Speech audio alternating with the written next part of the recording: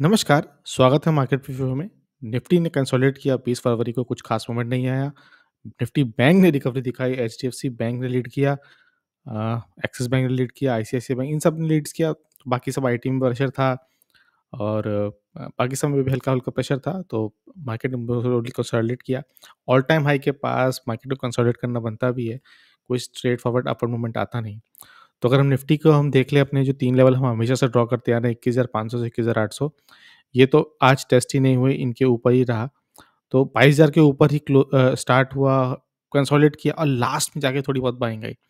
अभी भी जो कैंडल का साइज़ है, जो बेसिकली स्ट्रॉन्ग मोमेंटम है, वो अभी भी नहीं दिख रहा है।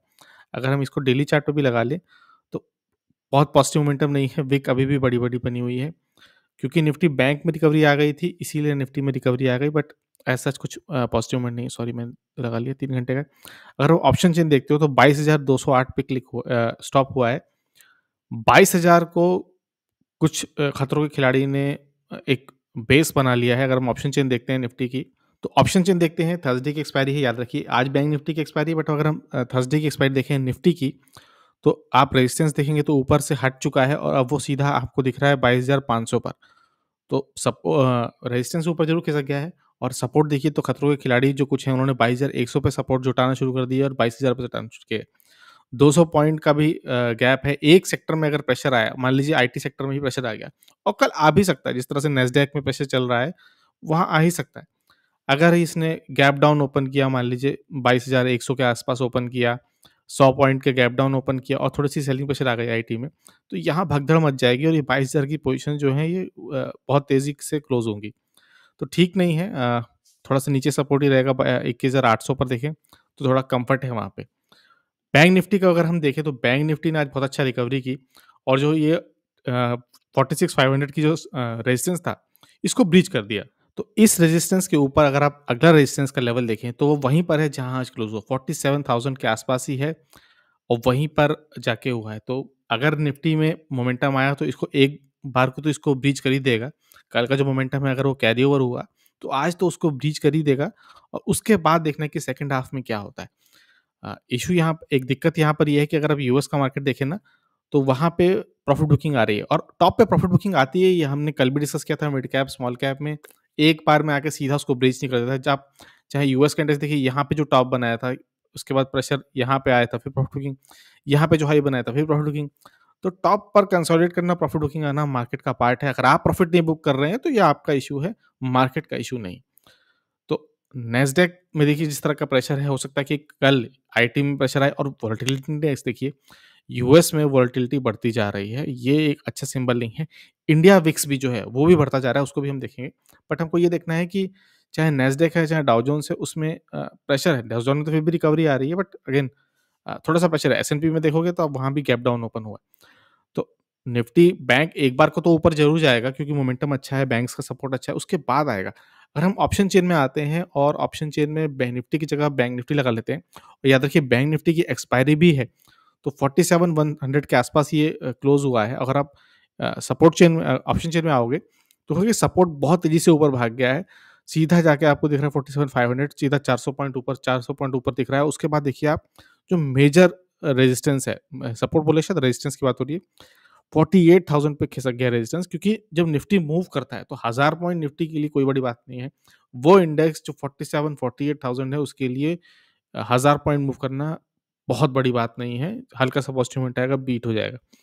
तो 48,000 पे रेजिस्टेंस भाग गया है और सपोर्ट देखिए 47,000 पे ही हैवी सपोर्ट जुटना शुरू हो गया है और हर एक लेवल पे आप देखिए 47,800, 46,700, हर 100 पॉइंट पे सपोर्ट जुटना शुरू हो गया है। तो एक बार को तो निफ्टी ऊपर ज़रूर जाएगा, उसके बाद सेकंड हाफ में देखेंगे किस तरह की पोज़ीशन बनती है, किस तरह की पोज़ीशन कटती है।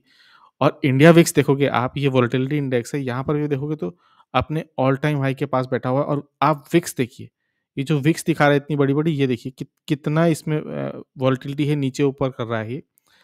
अ, काफ़ी ऊपर जाके क्लोज़ हुआ है, ये मार्केट के लिए बिल्कुल भी ठीक नहीं है। शुरुआत करते हैं स्टॉक्स की, जुबिलेंट फूडवर्क्स स्टार्ट करते हैं। अगेन आज भी हमने बहुत ज़्यादा नए स्टॉक्स नहीं पिक किए हैं। अ, कोई टू बी ऑनेस्ट बहुत थे भी नहीं, मार्केट आज कंसोलिडेट किया भी नहीं। बट अगेन जिस स्टॉक में आप बने हो, आपने एनालिसिस कर लिया, उसी को फ़ॉलो अप करेंगे। तो ज़्यादा नए के चक्कर में आप ऐसा ना हो कि पुराने स्टॉक खो दें। तो पहले देवयानी में मूवमेंट आया था, फिर आया मूवमेंट किसमें? जुबिलेंट फूडवर्क्स में। देखिए अच्छा मूवमेंट था, 3% से भी ऊपर था, लेकिन लास्ट में प्रेशर आया तो 2.26% के आस-पास क्लोज़ हुआ। अभी पॉजिटिव मोमेंटम है, वॉल्यूम दिखना शुरू हो गई है और एसबीआई म्यूचुअल फंड ने भी कुछ एक्वायर किया है इसमें ओपन मार्केट से शेयर। तो उसका भी नोटिफ़िकेशन आया था, डेट मुझे याद नहीं, बट उन्होंने भी किया था। तो इस लेवल से वो भी मूवमेंट देख रहे हैं, तो एक क्यूएसआर सेगमेंट में एक जंप ज़रूर दिख रहा है और मार्केट जब टॉप बनाता है ना, तो आपको उसकी इन्फॉर्मेशन जैसे कैसे मिलती है? अगर बुल मार्केट है, तो बहुत सारे आईपीओ आने लगते हैं, जो कि हमको दिख रहा है और मार्केट जब ऑल टाइम हाई पहुँचता है, बहुत हाई होता है, तो आपको ब्लॉक डील्स मिलनी शुरू हो जाती हैं। आपने देखी होगी सूला में वर्लपूल में, अब कल जो है वो देवयानी में भी आने के चांसेस हैं। सीएनबीसी बता रहा है कि देवयानी इंटरनेशनल में यम एंड रेस्टोरेंट्स है जो अपना शेयर बेचेगा। देख लेते हैं एक बार। अ, 4.4% स्टेक जो है वो यम रेस्टोरेंट अपना बेचेगा, 7.4% डिस्काउंट पे। याद रखिए 153.5 के आसपास। अगर ओपन मार्केट में हो गई अगेन तो हमको मौका मिलेगा, अगर ब्लॉक विंडो में हो गई तो मिलेगा नहीं। लेकिन अगेन बोथ सोलह विनयार्ड्स आप देख लो, चाहे आज वर्लपूल देख लो, दोनों नहीं हुई थी ब्लॉक विंडो में, तो उसका प्रेशर ज़रूर मिला। तो अगर कल ये ब्लॉक विंडो में नहीं होती है और अगर आप शेयर भी देखो ना 4.4%, तो ये क्लीन आउट स्टेक है। अगर आप शेयर होल्डिंग पैटर्न में जाओ, तो यम रेस्टोरेंट के बाद 4.4% ही है। तो ये एक क्लीन आउट है, इसके बाद कोई प्रेशर नहीं रहेगा। एक हैंगओवर है जो निकल जाएगा, तो एक पॉजिटिव मोमेंट भी हो सकता है। तो अपना पूरा प्रॉफिट बुक करके जा रहे हैं, तो अगेन अगर ये 150 के आस-पास आता है, हमको पता है 148 के पास वन बेसिकली 150 के पास ही एक अच्छा सपोर्ट है, तो मैं तो रेडी बैठा हूँ फंड्स के साथ। यहाँ पर मैंने एक ही चंक बाय किया था, फिर छूट गया फिर बेसिकली ऑर्डर ही एग्ज़ीक्यूट नहीं हुआ। तो देखते हैं अगर 153 के आस-पास आया, तो मैं तो करूँगा, बिल्कुल ऑर्डर करूँगा। याद रखिए मेरी तरफ से कोई पुश नहीं है बाय सेल का, आपको अपनी एनालिसिस करनी है, तब बाय करना है फंडामेंटली, टेक्निकली तब। आपका क्योंकि मेरे पास तो है, तो मेरा सेल्फ इंटरेस्ट इसमें ज़रूर है।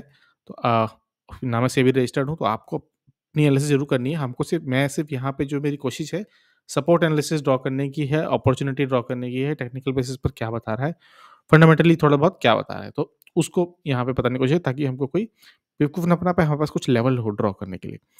पिडलिट मैंने खोला इसीलिए क्योंकि देखिए ये आप कितने भी स्मार्ट ट्रेडर बन जाएँ, आप अपॉर्च्युनिटी मिस बिल्कुल करेंगे। भले ही हमने पिडलेट में यहाँ से यहाँ तक की पूरी जर्नी एन्जॉय की। नेक्स्ट मोमेंट जो था वो नीचे आया, यहाँ पे कंसोलिडेट किया, एक लेवल था सपोर्ट का और प्रीवियस भी यही सपोर्ट का लेवल था। बट मुझे लगा कि वापस यहाँ आएगा, मैंने इसमें इन्वेस्टमेंट नहीं किया, अपॉर्च्युनिटी मिस कर दी, यहीं से रिकवरी कर गया। अब यहाँ पे आ गया है, तो अपॉर्च्युनिटी छूट गई है, देखते हैं नेक्स्ट अपॉर्च्युनिटी बनेगी तो लेंगे। पिडलेट की जगह हमने एशियन पेंट्स में लिया था, एशियन पेंट्स में कुछ खास मोमेंट आया नहीं। तो ये ये बताता है कि आप कितने भी स्मार्ट ट्रेडर हो, कितने भी मैं तो स्मार्ट ट्रेडर बहुत ज़्यादा नहीं हूँ, पर हाँ, एवरेज ट्रेडर हूँ और स्विंग की अपॉर्च्युनिटी बहुत देखता हूँ, तो अगेन मिस हो सकता है, बिल्कुल हो सकता है, क्योंकि मार्केट में बहुत सारे स्टॉक हैं, एक अपॉर्च्युनिटी गई, दूसरी अपॉर्च्युनिटी ज़रूर मिलेगी। हैवेल्स की बात हो रही थी, तो हैवेल्स में आप देखोगे, तो हमने स्विंग का लेवल ड्रॉ किया था, हमारा लेवल प्रॉफिट बुकिंग का लेवल 1 ये था। मैंने कहा था कि अगर आपका टारगेट मीट हो, एक्चुअली हमने तो 2-3 महीने एक्सपेक्ट किया था, बट 1 महीने से भी कम में आ गया, तो आपको डेफिनिटली प्रॉफिट बुक करना चाहिए। और दूसरा लेवल हमने ये डिस्कस किया था कि पार्शियली यहाँ बुक कीजिए और पार्शियली ये देखिए। तो कुछ लोगों ने प्रॉफिट ज़रूर बुक किया है और उनको बहुत-बहुत शुभकामनाएँ। जो पैसा आपने रियलाइज़ किया वही आपका है, नोशनल गेन तो आप कागज़ पे, मैंने पहले भी डिस्कस किया, कागज़ पे 1 करोड़ रुपए लिखिए, जेब में डाल लीजिए, कोई वैल्यू नहीं है उसकी। जब तक वो रियल नोट और रियलाइज़्ड गेन्स या रियलाइज़्ड लॉसेस नहीं है। तो अगेन थोड़ी प्रॉफिट बुकिंग आई, थोड़ा नीचे आ सकता है, फिर उसके बाद फिर सर्च करके यहाँ आ सकता है, तो सेकंड पार्शियल प्रॉफिट बुकिंग इस लेवल पर रहेगी। आर्किन केमिकल्स देखिए, आर्किन केमिकल्स में आज शुरुआत में प्रेशर था, नीचे गया। ये जो सर्ज है, ये बेसिकली 2 बजे के बाद हुआ है। अगर आप इसको चार्ट लगाओ, बेसिक 1 मिनट का हम चार्ट लगाते हैं, ऑटो करते हैं, तो ये जो मूवमेंट था ना, ये 2 ढाई बजे के बाद आया। तो 2 ढाई बजे तक आपके पास अपॉर्च्युनिटी थी, जब ये स्ट्रगल कर रहा था, तो री-एंट्री करने की। लेकिन अगेन आप क्योंकि क्या होता है कि जब नीचे होता है, तो बाय बटन प्रेस करने में थोड़ी तकलीफ होती है। और ये ह्यूमन टेंडेंसी है, ऐसा नहीं कि किसी को नीचा-ऊपर दिखाने वाली बात है, ये ह्यूमन टेंडेंसी है। मैं भी आज नहीं कर पाया, मैं मदरसन में आज बाय नहीं कर पाया। अगर मैं चार्ट खोलूँ मदरसन का, आपको मैं दिखाता हूँ। मैं समंदर मदरसन में काफ़ी टाइम से मौका देख रहा था, क्योंकि नीचे आया, मैं एक बार भी बाय नहीं कर पाया। आज भी 111 के पास आया, बट क्योंकि इसमें लगातार रेड कैंडल्स बन रही हैं, मुझे लगा कि शायद ये और नीचे आ जाए और मेरे को इस लेवल पे मिल जाए, 109 के लेवल पे। तो 111 लेवल तक ज़रूर आया, लेकिन मैंने बाय ऑर्डर पर लगाया नहीं कि क्या पता मेरे को 109 तक मिल जाए और ये ऊपर जाके 113 पे क्लोज़ हो गया। तो ज़रूरी नहीं है आप नहीं, ये ह्यूमन टेंडेंसी है, आप में, मेरे में, सबके अंदर है, तो कोई बड़ी बात नहीं है। बट अगेन हमारा 840 का इसमें टारगेट था, हेड एंड शोल्डर्स का पैटर्न बना हुआ है यहाँ पे, हम बहुत बार डिस्कस कर चुके हैं। ब्रेकआउट है वॉल्यूम के साथ, तो इसको देखेंगे, लॉन्ग टर्म पे देखेंगे इसको। अब दोनों आरतीज़ के बारे में बात कर लेते हैं। आरती इंडस्ट्रीज़ में आज अच्छा सर्ज आया और इसको तो मैं हर डिप पे थोड़ा-थोड़ा करके बाय कर रहा हूँ। 2-4, 2-4, 5-5, 6 स्टॉक में इसको लेता जा रहा हूँ हर डिप पे। जब-जब इसमें डिप आए, जब ये बड़ी-बड़ी कैंडल्स बनी है इसमें, यहाँ पे देखिए ये बनी है कैंडल, ये जो डिप आया यहाँ पे बाय किया, यहाँ पे नहीं बाय किया बट ये डिप ज़रूर थी बाय की और यहाँ पे भी बाय किया। अच्छा स्टॉक है, बेसिकली मैं इसको वीकली बेसिस पे देख रहा हूँ, अगर आप वीकली बेसिस पे देखोगे तो बहुत ही अच्छा पैटर्न है। हायर हाई बनते जा रहे हैं, इसने बेसिकली अपनी जो डबल बॉटम बना के नीचे से ऊपर जा रहा है। इस लेवल पे हमको पता है कि 700 का लेवल जो है इसके लिए टफ है, क्योंकि आप देखोगे कि प्रीवियस लेवल पे भी इस पे सपोर्ट रेजिस्टेंस का गेम खेला हुआ है। बट अगेन हम वीकली बेस पे देखते हैं तो पिक्चर क्लैरिटी होती है और एक दिन में वीकली साइड नहीं होता है। अब वॉल्यूम देखिए यहाँ पर, ये जो वॉल्यूम्स है यहाँ पर, ये पहले गायब थे, अब यहाँ पर इंटरेस्ट बन रहा है, तो आपको मोमेंट इसमें देखना है और अपना ट्रेड करना है। नेक्स्ट लेवल जो हमको एक हल्का सा यहाँ पे रेजिस्टेंस दिख रहा है, 793 का है, 800 का है, उसके ऊपर आप देखोगे तो ₹900 का है। तो कंपनी को फंडामेंटली भी ठीक करना चाहिए। क्वार्टर ऑन क्वार्टर ज़रूर इम्प्रूव किया है, लेकिन ईयर ऑन ईयर इम्प्रूव नहीं किया है, तो Q4 में देखते हैं कि क्या रिज़ल्ट होगा। बट अगर क्वार्टर ऑन क्वार्टर भी इम्प्रूव कर रहा है, तो एक एक अच्छी बात है। इसकी जो दूसरी बहन है, वो है आरती ट्रक्स। इसने फंडामेंटली अभी कुछ भी इम्प्रूवमेंट नहीं दिखाया है। आज मार्केट में सर्ज ज़रूर था, मैंने ट्वीट भी किया था, एक्स पे पोस्ट भी किया था। अगर आप फॉलो कर रहे हो मुझे तो अच्छी बात है, कि 542 के ऊपर ये चला गया था और सक्सेसफुली रुका था। अगर 560 के ऊपर होगा तो फिर एक नया इंटरेस्ट आएगा।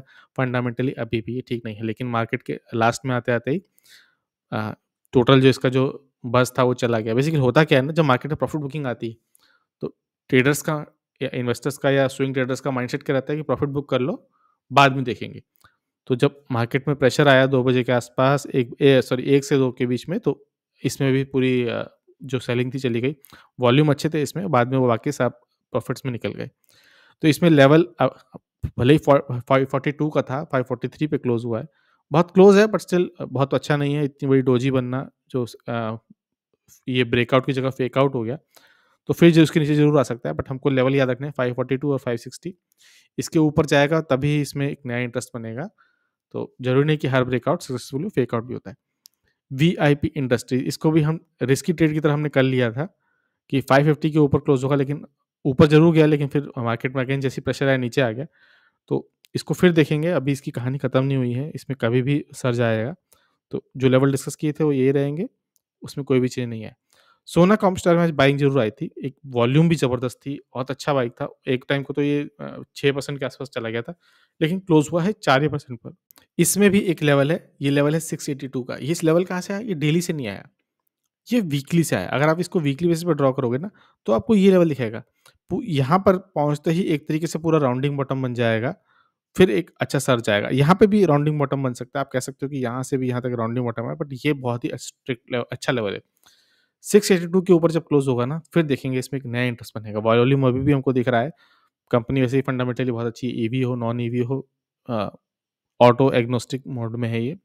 ज़बरदस्त कंपनी है, टाटा अच्छा एक इनके पास प्रोडक्ट पोर्टफोलियो है। तो अच्छी कंपनी है, बने हुए हैं इसमें, तो इस सर्च को भी हम देखेंगे। डेटा पैटर्न्स अगेन, ये मैंने सिर्फ इसलिए खोला दिखाने के लिए कि आपको प्रॉफिट बुकिंग करनी है, वरना ऐसे ही रेड कैंडल्स मिलेंगी और कोई सरप्राइज़ नहीं होगा मुझे अगर ये अगले 1 डेढ़ हफ्ते में वापस इस लेवल पर आ जाए। तो स्विंग करना है तो प्रॉपर स्विंग करना है, वरना अफ़सोस ही करना है। आईटीसी, अब देखिए आईटीसी हमने कल लिए थे, 400 के पास एक सपोर्ट है, लेकिन इसको आज दिखाने का मतलब क्या है कि कल हमने इसको डिस्कस किया था कि क्या इसमें मॉर्निंग पैटर्न बन रहा है। देखिए आप एक एक red candle, doji, green candle, वही मैंने डिस्कस किया था कि इससे पहले भी बना था, एक red candle, doji, green candle, तो 2 मॉर्निंग पैटर्न बने लगातार सपोर्ट पर, लेकिन अगेन फिर एक रेड कैंडल बन गई नीचे। तो इसको प्रेशर ज़रूर मिल रहा है फॉर सम रीज़न। हाँ, मैं तो नोशनल लॉस में हूँ बेसिकली, क्योंकि मैंने तो यहाँ कहीं बाय किया था और 500 का लेवल था, नहीं छुपाया और वापस नीचे आ गए। तो मैं तो अभी नीचे ही हूँ, लेकिन इस लेवल पर ज़रूर एक सपोर्ट देखने को मिल रहा है और देखते हैं क्या होता है। अभी कुछ भी ऐसा पॉजिटिव मोमेंटम आया नहीं है, बट अगर कुछ आया तो फिर डिस्कस करेंगे। वॉल्यूम भी हमको हाई दिख रहे हैं। गंधारा ऑयल रिफाइनरी हमने डिस्कस किया था कि ये लेवल जो है ये ईज़ी नहीं है। अगेन प्रेशर आया, अब ये 250 के आस-पास ही वापस आ जाए थोड़े दिनों में तो कोई सरप्राइज़ नहीं होगा, फिर एक नेक्स्ट जर्नी होगी। एक सपोर्ट रेजिस्टेंस पे अगर रेजिस्टेंस नहीं ले रहा है, सपोर्ट पे सपोर्ट नहीं ले रहा है, तो फिर फ़ायदा ही क्या? तो एक अच्छी एनालिसिस है, साबित हो रही है, अच्छी बात है। अब आ जाते हैं एचडीएफसी खतरों का खिलाड़ी और आज इसने ही निफ्टी बैंक को ऊपर उठाया, रेजिस्टेंस लेवल पर ही सपोर्ट लिया और अच्छी बात है और आप देखोगे कि आज अच्छी कैंडल थी, वॉल्यूम भी थी उसमें अच्छी थी। अगर आप इस पे मूविंग एवरेजेस लगाओ या अपना बेसिकली आरएसआई, एमएसीडी जो भी लगाने लगाओ, तो आप अगर आरएसआई देखोगे ना तो उसमें बहुत ही सडन सर्ज है। ये पॉजिटिव चीज़ है, इतना सडन जर आना डबल बॉटम टाइप बना कर दिख रहा है, तो मोमेंटम पॉजिटिव दिख रहा है। अगर आप एमएसीडी लगाओ, तो उसमें भी आपको देखिए क्लियरली एक क्रॉसओवर दिख रहा है और एक इंटरेस्ट भी दिख रहा है, लगातार बड़े-बड़े ग्रीन हिस्टोग्राम्स बन रहे हैं। ये बहुत पॉजिटिव है, वो भी सपोर्ट के पास बनता है तो अच्छी बात है। अब वीकली बेसिस पर जैसे ही आप इसको वीकली बेसिस पे कन्वर्ट कर ले होते हो ना, तो आप देखोगे कि इसने जो सपोर्ट लिया बेसिकली, वो 200 वीकली के आसपास ही सपोर्ट लेवल तो हमने ड्रॉ ही किया है, बट इसने सपोर्ट लेके 200 वीकली मूविंग एवरेज के ऊपर भी क्लोज़ किया। तो आप देखोगे जब-जब ये 200 वीकली के पास आता है ना, तो एक अच्छा सर्ज आता है, बाइंग इंटरेस्ट बन जाता है। तो मेरी तरफ से कोई पुश नहीं है बाय सेल करने का, बट हम देख रहे हैं कि tendency previous history 200 day moving average final support है, उसको ब्रीच भी कर दिया था। लेकिन अगेन रिकवरी की है, उसके ऊपर क्लोज़ किया है, बहुत पॉजिटिव मोमेंटम हो सकता है। धीरे-धीरे करके बाय करना है, हो सकता है कल फिर सेलिंग आ जाए, एफआईआईज़ तो इसमें धुआँधार सेलिंग कर रहे हैं, बाय करने के मूड में नहीं। एक्सिस बैंक को भी हमने ट्रीट किया था किस तरीके से, ये लेवल, यहाँ पर हमने ये लेवल ड्रॉ कर रखा था, हमने पहले भी यहाँ पे डिस्कस किया, फिर यहाँ पे डिस्कस किया कि इस लेवल से बाइंग ज़रूर आ रही है, इसमें इंटरेस्ट ज़रूर मिल रहा है। तो फिर एक आज सर्ज सर्ज था 2.4% का, तो अच्छा है, देखते हैं कैसे आगे ट्रीट करते हैं। कोटक बैंक के साथ भी यही कहानी है, जैसे एचडीएफसी बैंक के साथ है, इसमें भी अगर आप आरएसआई, एमएसीडी वगैरह लगा दोगे तो आपको दिखाई देगा कि आरएसआई में तो जंप है ही है और एमएसीडी में अभी सिर्फ इनिशियल कट करने की प्रैक्टिस है, रेड हिस्टोग्राम जो है वो कम होते जा रहे हैं।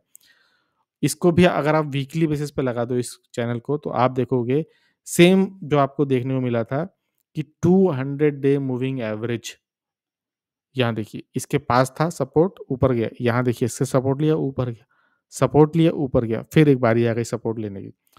तो अगर आप ये चार्ट सिर्फ इतना चार्ट देखो, मैं इसको ऐसे कर लेता हूँ थोड़ा-सा। अगर आप ये चार्ट देखो, सिर्फ इतना पीछे का इग्नोर कर दो और डेटा पैटर्न्स का देखते हैं। सेम नहीं लग रहा? डेटा पैटर्न्स में ऊपर की तरफ से आ रहा है और कोटक में नीचे की तरफ से आ रहा है। बट आप देखो कि लगातार सपोर्ट लेके जंप कर रहा है। इसी तरह कोटक बैंक भी है, वीकली बेसिस पे लेकिन डेटा पैटर्न्स डेली पर है, लेकिन कोटक जो है वीकली बेसिस पर है। तो एक अच्छा सपोर्ट है इस लेवल पर, 200 डे वीकली पर है। अगर आपको नहीं लग रहा तो डेटा पैटर्न्स में भी मैं अगर ड्रॉ कर देता हूँ 200 डे मूविंग एवरेज, तो ये 200 डे मूविंग एवरेज का ही सपोर्ट ले रहा है। ये स्विंग, ये जो चार्ट चैनल है ये इंपॉर्टेंट क्यों है? ये 200 डे का ही सपोर्ट ले रहा है। तो सेम कोटक के साथ कहानी है, कोटक भी वीकली बेसिस पर 200 वीकली वेमा डेमा कहना ठीक नहीं होगा, वेमा का ही सपोर्ट ले रहा है और मूव कर रहा है। तो अगर आपके अंदर पेशेंस है, 4-5 हफ्ते, 6-8 हफ्ते, 2 मतलब 2-4 महीने आप इसको लेके बैठ सकते हो, तो एक स्विंग हो सकता है। कोटक वैसे भी एक फाइनेंशियली स्टेबल है, वो तो एचडीएफसी बैंक निफ्टी में प्रेशर है इसीलिए घसीट रहा है नीचे, वरना ये भी ऊपर जाता। तो ये थी आज की स्टॉक एनालिसिस, कैसी लगी, कैसा लगा वीडियो ज़रूर शेयर करिएगा। अ, स्टॉक पिकिंग कैसी लगी ये भी बताइएगा, क्या आपके पास इनमें से है कोई ये भी बताइए। आप सुलभ विनियार्ड्स का वीडियो देखिए, बहुत अच्छी एनालिसिस की थी।